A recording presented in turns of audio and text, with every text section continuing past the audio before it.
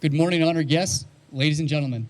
I'm Lieutenant Scotty Sabatini, Executive Officer and today's Master of Ceremonies. On behalf of the Commanding Officer, I welcome you to the decommissioning ceremony for USS Champion. Will everyone please rise for the arrival of the official party, the singing of the national anthem, and the invocation. Champion, attention!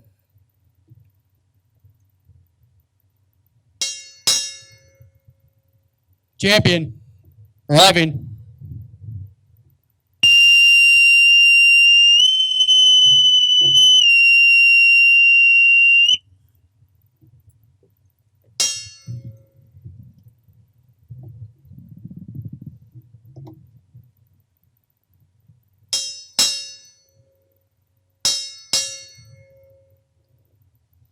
Mine Warfare Division 12, arriving.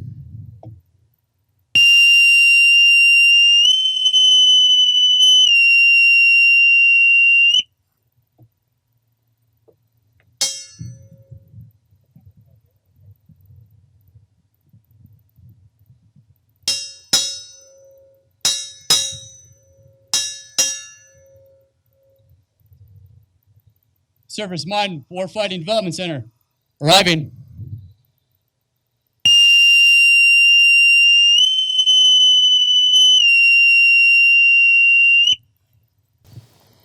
Oh, say, can you see by the dawn's early light what so proudly we hailed at the twilight's last gleaming, whose broad stripes and bright stars through the perilous fight o'er the ramparts we watched were so gallantly streaming, and the rocket's red glare, the bombs bursting in air, gave proof through the night that our flag was still there. Oh, say, does that star-spangled banner yet wave o'er the land of the free and the home of the brave?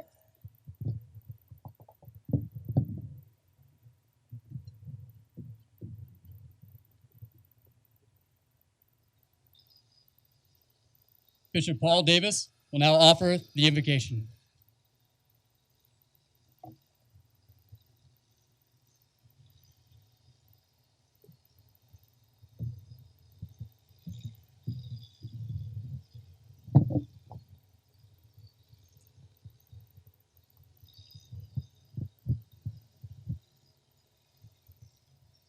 Our Father in heaven, we are grateful to be gathered at this time for the decommission of the USS Champion.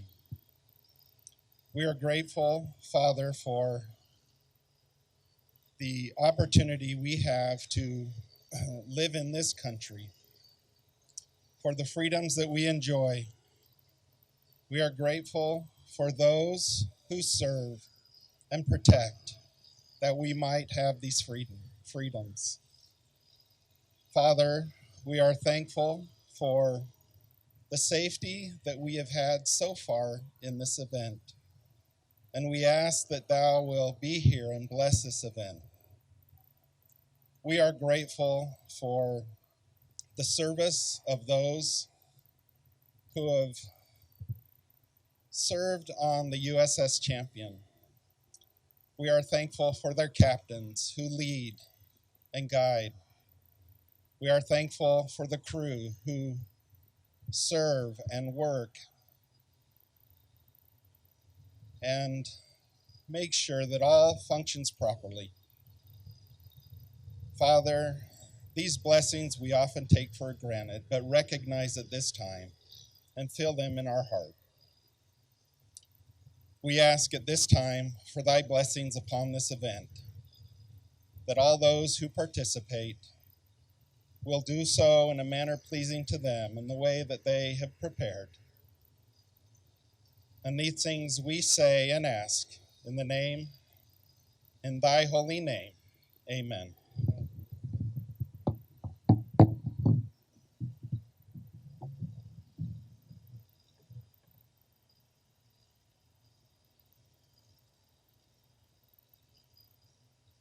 Yes, please be seated.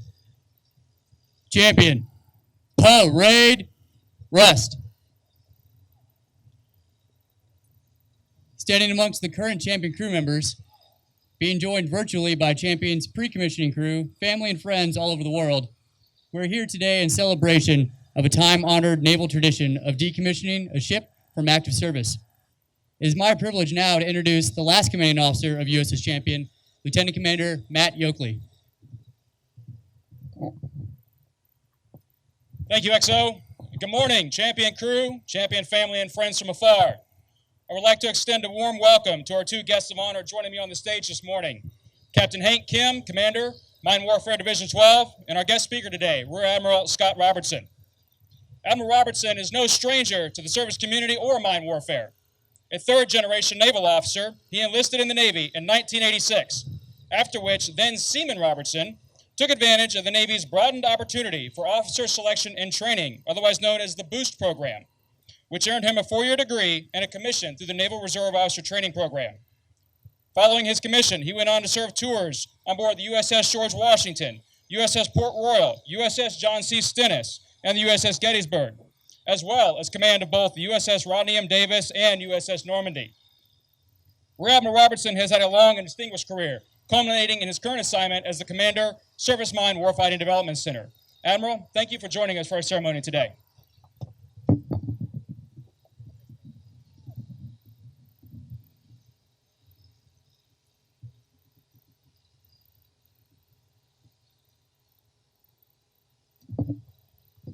All right, thank you, Captain. Ladies and gentlemen, distinguished guests, friends, shipmates, and most importantly, our valiant warriors and crew members of the USS Champion.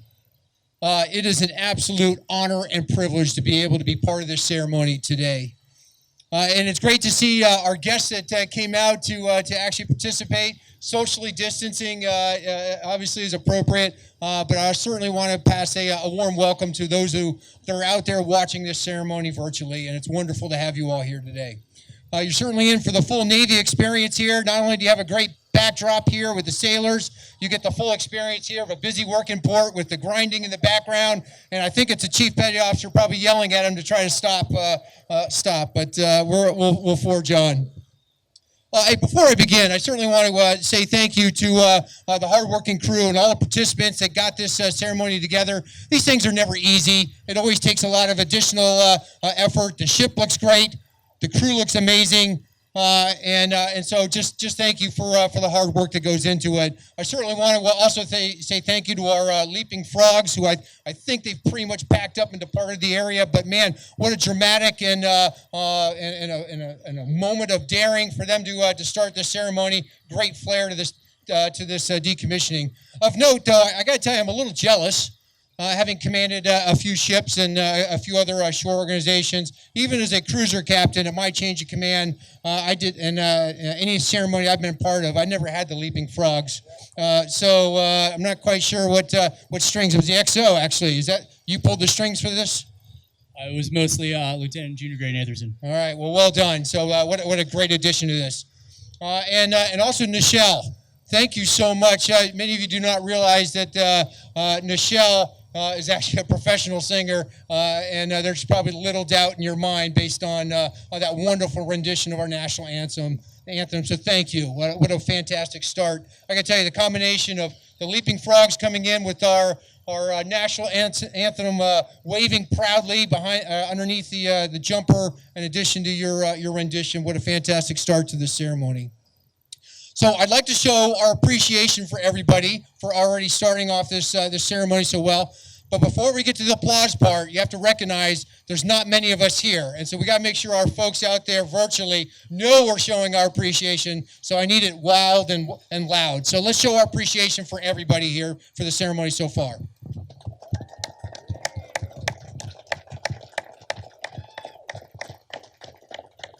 All right, well done. We're off to a great start.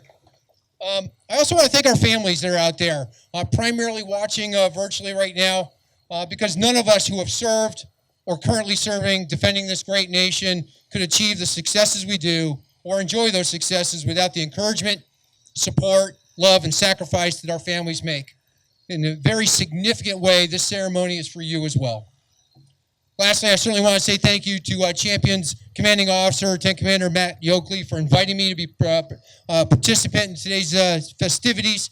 I'm a big believer in our former SWO boss, Vice Admiral Richard Brown, saying, and you always used to say, as so goes the captain, so goes the ship.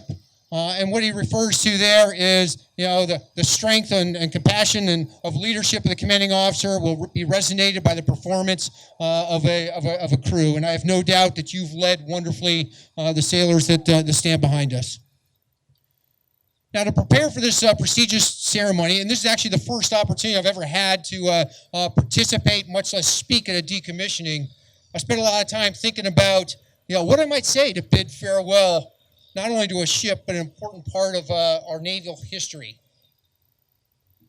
I had a different speech that was prepared, and I thought it was great in my mind. In it, I originally started to talk about the effectiveness of mine countermeasure ships and how effective they are against our adversaries. I also talked about their tactical relevance in support of fleet operations around the globe. But as time moved on, I realized that I was off target, because I realized that I needed a different kind of speech. Today's ceremony is more than just a formal naval tradition. Today is about an opportunity to reflect on her journey, her accomplishments. It's a day to talk about her service to the fleet and this great nation. A day to celebrate Champion's legacy. It's a day to remember the naval heritage left behind by our crew members, past and present. It's a day to inspire those who will lead the future generations of sailors that will come well after we all retire or decommission. As many of you know, the Champion was born when the keel was laid back in June of 1984. She was built almost exclusively out of wood, just as all mine countermeasure ships have been since they were introduced to the fleet. Why is this important? Well, wood is non-magnetic, therefore will not trigger magnetic influence mines. Additionally, electronic equipment encounters less electromagnetic interference aboard wooden vessels, and as a repercussion, the functions of their equipment is more accurate and reliable. Bottom line, Champion was strategically designed and built to sail into dangerous waters, filled with mines that could easily destroy other naval vessels and puncture our fleet readiness. She was built to carry the lives of men and women who supported the dangerous missions to defend our nation, and to convince our adversaries the United States Navy is an unstoppable force not to be messed with. Or, as our current Chief of Naval Operations loves to say, hashtag, a force to be reckoned with. She was designed and built for enemy territory that no other ship would dare trek because of the risk of life at stake. She was designed and built to challenge the enemy where no other ship could, the adversary's poisonous waters. You see, this is where Champion reigned supreme. This is where Champion worked best. This is where she became a champion of champions. In 1989, the Champion was christened by the ship's sponsor, Miss Christina Karalikas, and launched in Marietta, Wisconsin. Throughout the ship's formative years, she endured lots of testing and validation trials, including electromagnetic interference testing, and then went on to her first port visit in Guatemala. During her historic run, the Champion conducted 3 home port changes, was underway approximately 3,500 days, countless exercises, countless patrols, and was also involved in a at-sea rescue operation in June 1991 of 3 fishermen on board the motor vessel La Gusta 222 near Guatemala. But more important to all this, though, was that she was a deterrence messenger to all of our potential adversaries over the past 30 years, that if called upon, we can and will clear waters.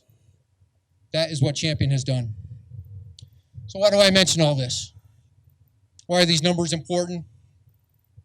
Because none of this happens without a crew to properly operate and navigate her. The crew is what brought her to life. Now, I get it, that ships are, the common wisdom is that they're just steel and other materials, or actually in this case, wood and other materials, not really a living thing. It's the crew and the people who bring a ship to life. Throughout the ship behind me are spaces and decks where countless sailors worked, ate, slept, wrote letters to their family who missed them at home, worried about their shipmates, and pondered what tomorrow may bring.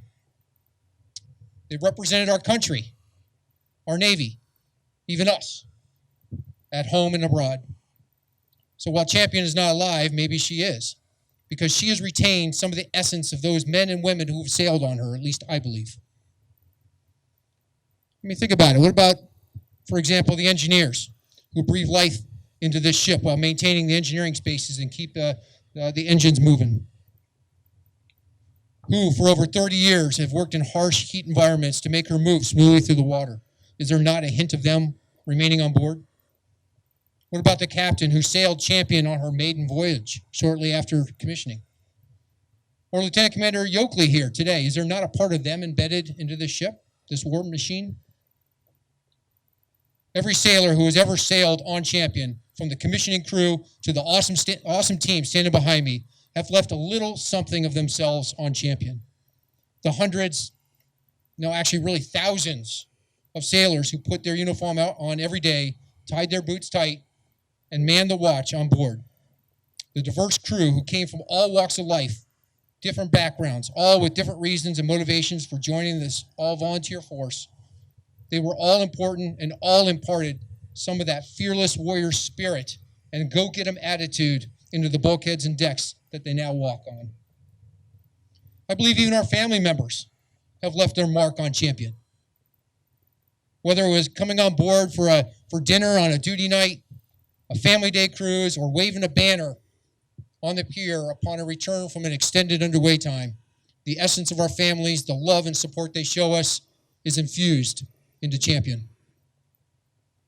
So I'll reverse my previous statement. This ship is alive today and has lived an incredible journey. It's alive today because of those who have served on her, either in reality, like those sailors standing behind me and you and I right now, or in spirit and memory of those who have served on her previously. And no ship status, active commissioned or decommissioned, will ever change that. We've always needed ships like Champion, and even more so today. The world's not a peaceful place. As we look through the lenses of 2020, which has most dominantly presented everyone here challenges most of us had never expected, it's pretty evident. In reflection, the Navy that I grew up in, spanning 30 years, was a predictable, binary, less ambiguous, simpler one than the one we face today. I could tell you with a pretty high degree of certainty what tomorrow was going to look like when I first came in the service. However, our world and our challenges today are complex, operating at an accelerated pace, accelerated scope, better connected, networked, faster, more nebulous, and more nuanced. I honestly can't tell you what tomorrow's going to bring. And while we still maintain a technological edge over our adversaries, the gap is dwindling. And while that sounds like bad news, I am not worried. I'm not worried because of the sailors like the Champion's crew, past and present, who will continue the good fight. Our United States Navy mission is very clear: to maintain, train, equip combat-ready naval forces capable of winning wars, deterring aggression, maintaining freedom of the seas, and the entire country relies on us to do that. Each individual warrior sitting here or standing here today is needed to accomplish those missions. We're required to operate, fight, and win across the entire spectrum of the naval missions and to get the job done. In order for us to all get that same job done, we have to capitalize on our strengths, we have to know what our weaknesses are, and we have to embrace our differences. We all have to work together in order to accomplish that one goal. Now, I'd like to ask you a quick favor just to consider how you got here today, driving on the base, maybe possibly driving down the waterfront, and even just looking around us here. Okay, I want you to ponder all of the different types of ships that are currently surrounding us right now. We have logistics ships, we have DDG 1000, I see Arleigh destroyers, cruisers, obviously other MCMs, LPD on the other side there. There's just a whole host of different ships. I want you to notice the diversity of all those types of ships. Different frames, different sizes, shapes, different antennas coming off of them. To some, they may look like they're really kind of the same. They're haze gray, they're big, they're floating. They have numbers on them. They're loud sometimes. To some of you, it may seem like they operate and conduct the exact same mission. But in reality, that's not the case. They're all diverse, serving a common overarching need, but in many ways different. Different missions, different capabilities, just like our MCM-4 right here. The diversity represented by the ships throughout the fleet is just like the sailors in our fleet. The crew members that Champion carried on board during her time of service. The people that made up the crew, past and present, came from all walks of life, were bonded together and relied on each other's individual contributions, experiences, talents, and perspectives to the team to ultimately meet the mission. Now, I'm an absolute firm believer that our Navy is only as good as the people, and that will always be our advantage over an adversary because we have people like you. We have people like them, willing to serve for something larger than themselves, willing to be a good shipmate, and willing to be a defender of the United States of America. So why am I not afraid what may come over the horizon tomorrow? This generation of sailor is ready for the challenge, imbued with the American fighting spirit, willingly volunteering to support and defend the United States of America. Every single one of them standing behind me, lining Champion's decks. They are our secret weapon. So thank you again for being here today in person or virtually to celebrate Champion and Champion crews of 3 decades. May God bless you and your families, our Navy, and the great United States of America. USS Champion, MCM-4, your journey serving this nation is so very much appreciated, and the Navy is eternally grateful. Your service is now complete. You met the mission. We now have the watch. Thank you very much.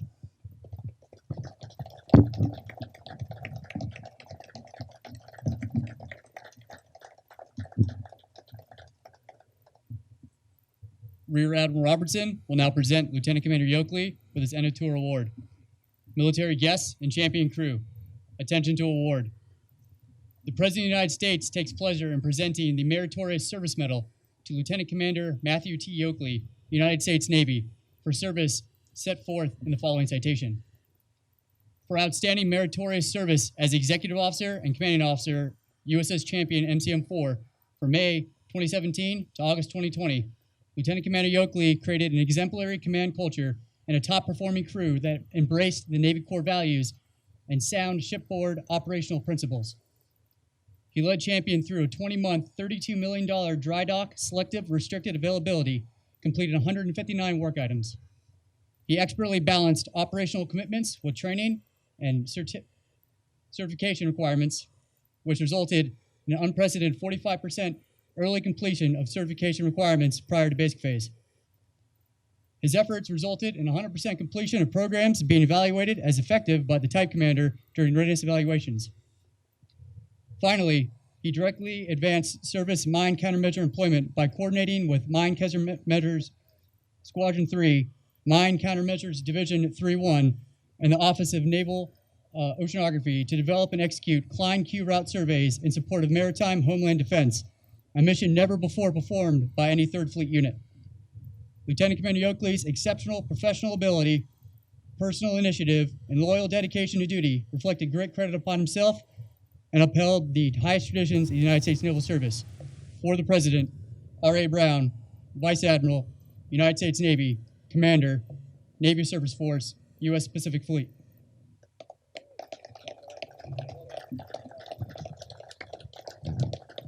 Thank you, Admiral.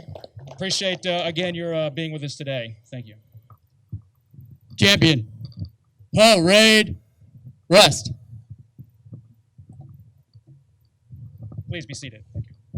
Again, it's a wonderful opportunity to have Admiral Robertson with us, again, with his experience in mine warfare and surface warfare and the words of wisdom that he's bestowed upon us. Thank you, sir.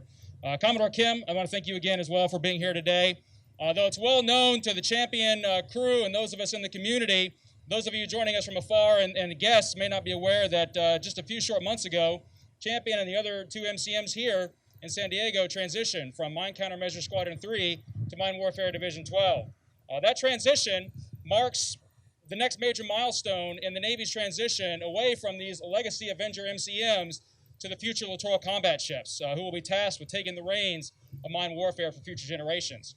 And Commodore, even though we've only had a few short months of service under your command, I do want to extend my personal and sincerest thanks for you and your support and guidance as we continue to push through decommissioning. And also, I want to wish you the best and your staff the best. And to the future of mine warfare, I wish all the best.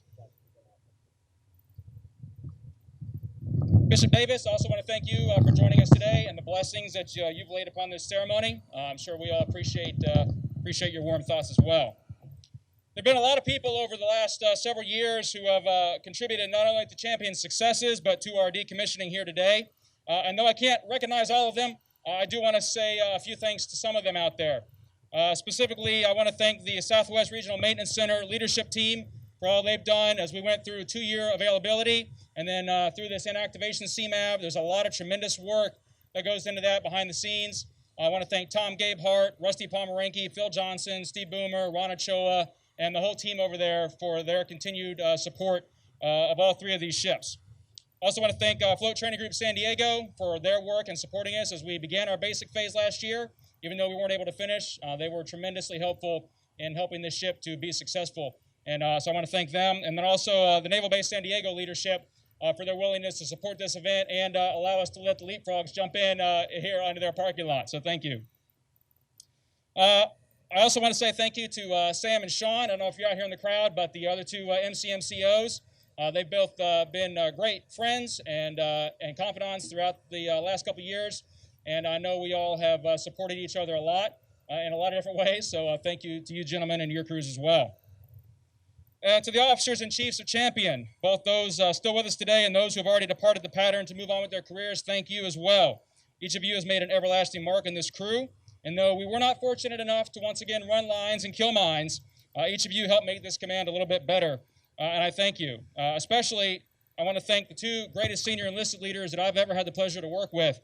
Command Master Chief Todd Patton and Command Senior Chief Matt Dawson. Both of them have been extraordinary mentors, and their sage wisdom and guidance through my first command tour was very appreciated. And I also want to thank Lieutenant Commander Frank McQuitty, who was my first XO, and although Frank isn't here today because he's already moved on to take command of his own ship, he is here in spirit, and I spoke with him via email, and he said he was watching from the other side of the planet right now. So Frank, thank you for tuning in and for all the cool-headed advice that you gave me and the forceful backup as my XO. And to Lieutenant Scotty Sabatini. Scotty came to us 2 years ago as a second tour division officer, and now he's executive officer. He is a tremendous officer, and I want to say thank you, Scotty. Your devotion to duty is unparalleled with any officer I've ever met in my career, and I appreciate you helping to keep the train on the rails for these last 6 months, so thank you. And finally, I want to thank my wife, Nichelle, not only for the rousing rendition of our national anthem today, but for consistently standing by my side through these last few years. It is often said that being a Navy spouse is the toughest job in the Navy, and we all say that a lot, but it's hard sometimes to really fathom what that truly means. It means late nights, early mornings, and a never-ending stream of frustration, especially for you trying to balance the lives of not only our 6 children, but your life and my life together and this Navy life. I know firsthand the struggles that you've had to go through in support of me in the Navy, and the reality is I wouldn't be here today without you, and I wouldn't want to be here today without you. So thank you for being the lighthouse in the storm for me and for continuing to do all you do. A lady born in the midst of the Cold War who would go on to see service across the Pacific, the Atlantic, and the Mediterranean. A lady who sailed the seas and secured freedom for nearly 30 years. A lady whose very name means superior to all others. A lady named Champion. The name of Champion has been a part of our Navy's history from the very beginning, when the Continental Congress commissioned the first USS Champion in 1777 under the command of Captain James Josiah to defend against the British forces attempting to capture the city of Philadelphia. Since then, 3 other ships have borne the name Champion, including ours today. Our Champion and the thousands of sailors who have walked the decks before us have carried forward an unparalleled legacy of success. And we could spend hours talking about all that this ship has accomplished in the last 30 years, but I think just a few minutes about the last few years of this ship's life demonstrates the indomitable spirit of Champion. When I arrived on board in 2017, we were immediately thrust into planning and executing a completely new mission set for 3rd Fleet, known as Klein Q Route Surveys. And never wavering from a challenge, the crew worked overtime to ensure the success of this key mission, which is vital in defense against offensive mining campaigns in the western United States. And at the end of that year, Champion went on to be recognized as the most awarded ship in the Navy for receiving more than a dozen fleet and individual awards.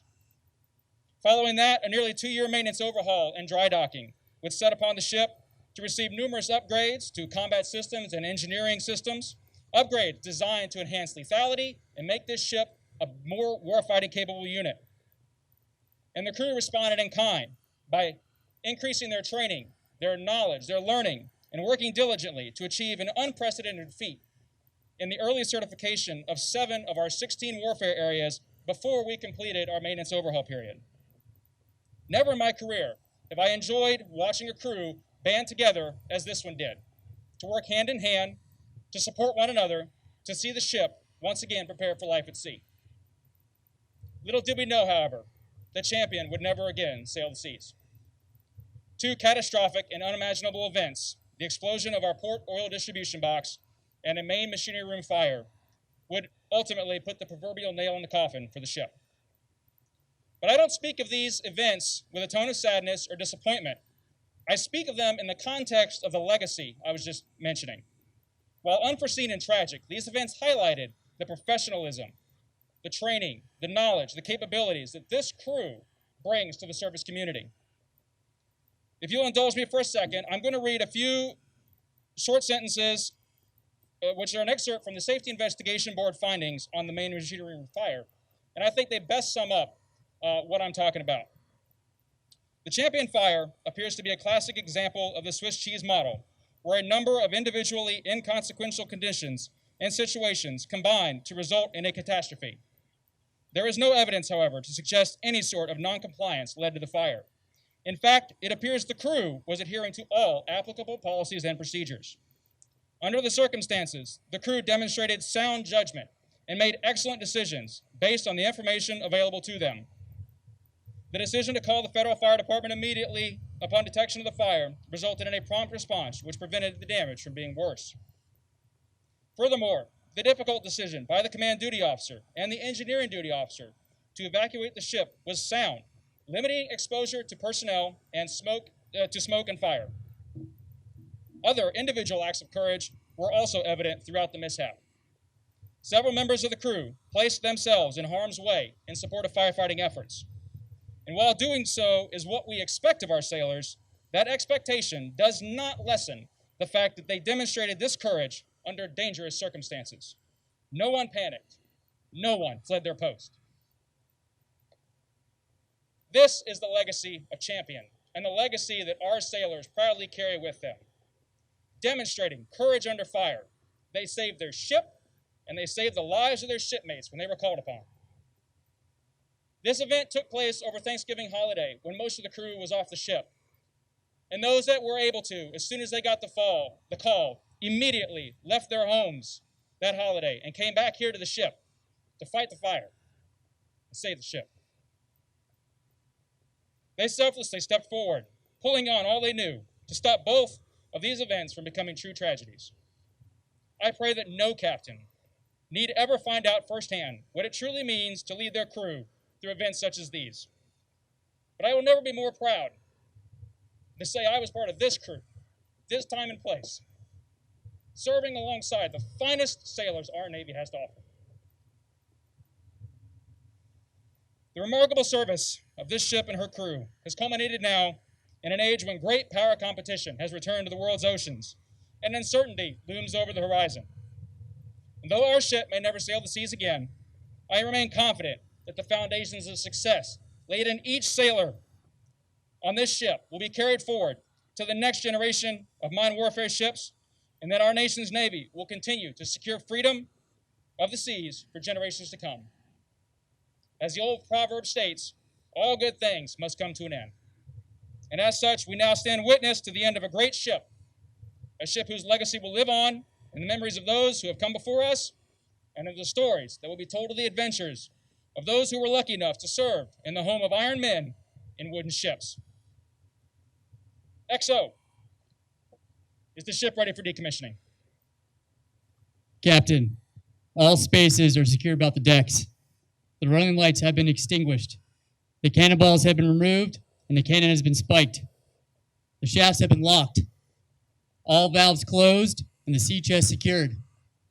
The rudder has been locked to midships. All rations have been commuted, and the galley fires doused. Sir, the ship is ready for decommissioning. Very well. Haul down the colors. Aye, sir. Will the guests please rise? Champion, attention! Off to the deck. Haul down the colors.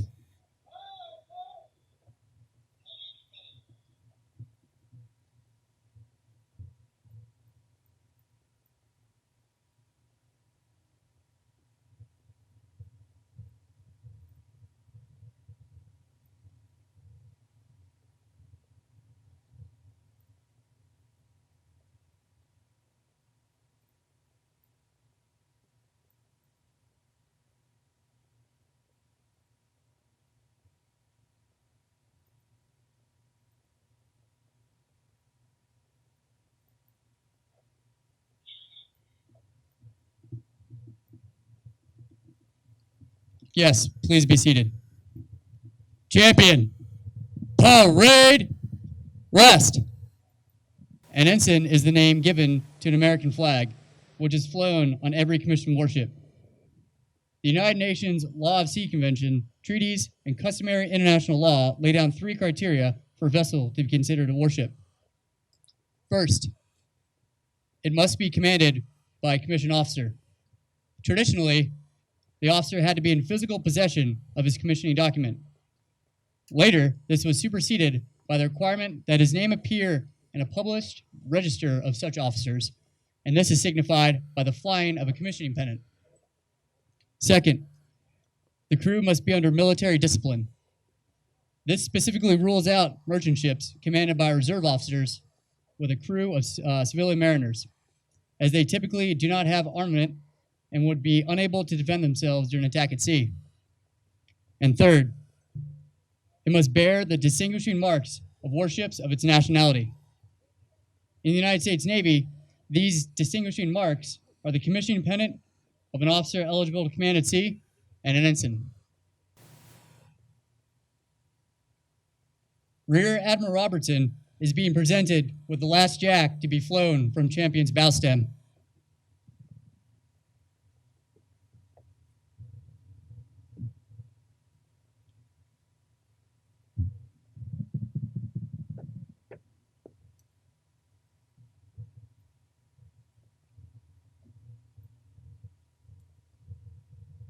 Captain Kim is being presented the last ensign to be flown on board Champion.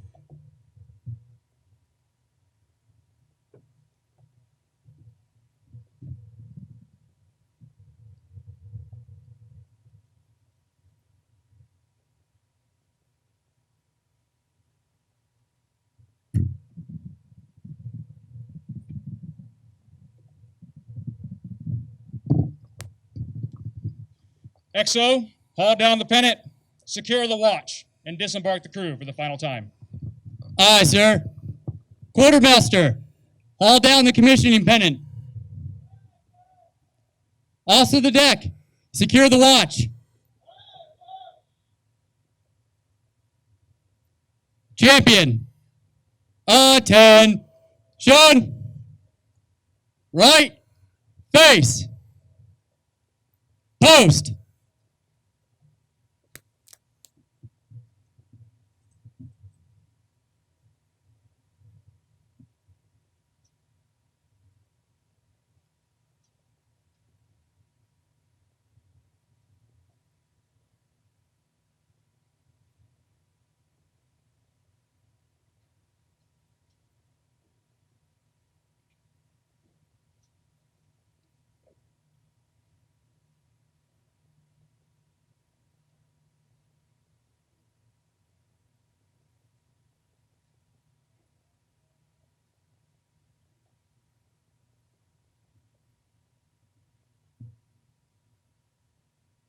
The commissioning pennant is a distinguishing mark of a commissioned naval warship.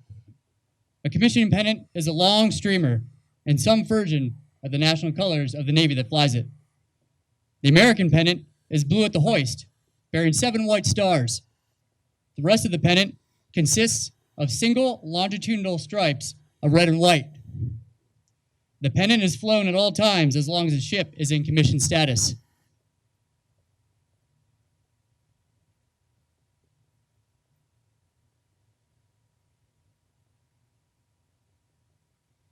Following naval tradition and custom, Command Senior Chief Matthew Dawson will present the final commissioning pennant flown on USS Champion to the commanding officer.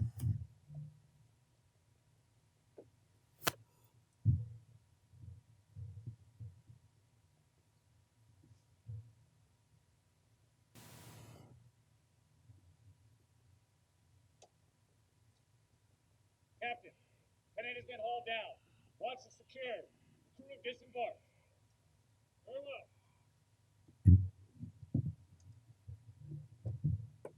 Commodore, the launch has been secured. USS Champion is decommissioned. Job well done, Captain. Very well.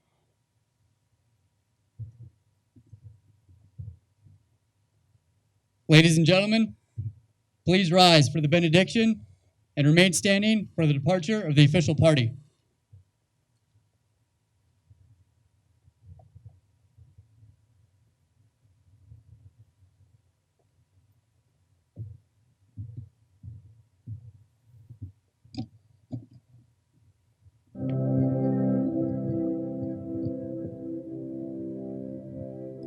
Our Father in heaven,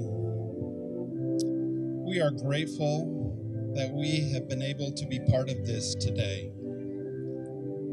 Father, again, we are grateful for those who have served so faithfully on this ship and all throughout who protect our freedoms. We ask a blessing upon those who have captained the ship, that their time will be a fond memory, that they will remember their experiences. We ask for a blessing upon her crew, all those who have served, that they too will remember their experiences and their growth through their time on serving on the USS Champion. We ask that whenever we hear the name USS Champion, that it will bring to our mind the successes that she has had, and that it will inspire us. And this we pray in thy holy name. Amen.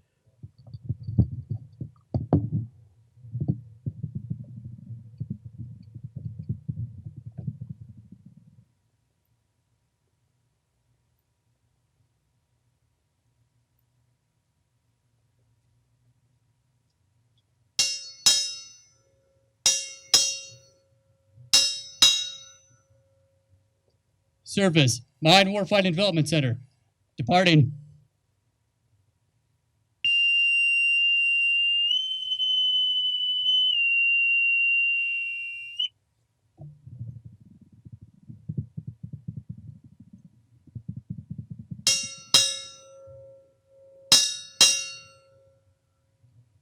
Mine Warfare Division 12.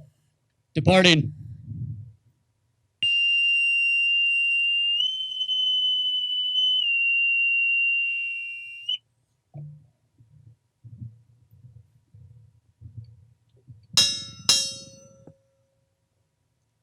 Lieutenant Commander, United States Navy.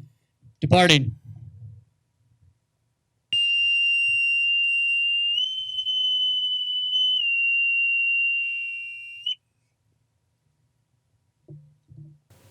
Ladies and gentlemen, this concludes the decommissioning ceremony for USS Champion. Thank you for joining us to honor nearly 30 years of service from this fine ship.